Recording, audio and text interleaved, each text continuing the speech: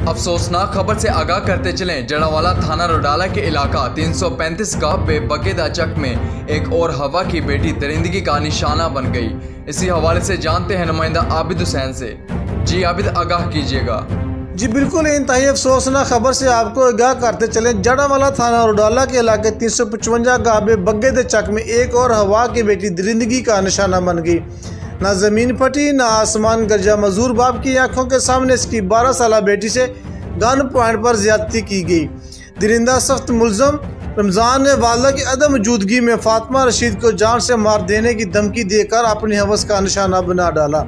बच्ची के शोर मचाने और अहले मोहल्ला के इकट्ठे होने पर दरिंदा नुमा शख्स असला लहराता हुआ फरार हो गया।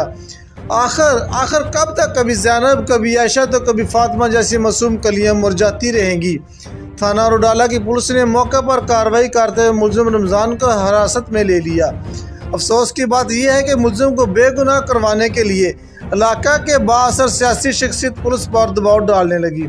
घर वालों का कहना है कि हमारी आला हकाम से अपील है कि हमारी 12 साल फातिमा को इंसाफ दिलवाया जाए और इस मुलजिम को सरेआम फांसी दी जाए ताकि पाकिस्तान की किसी और बेटी की ज़िंदगी बर्बाद ना हो सके।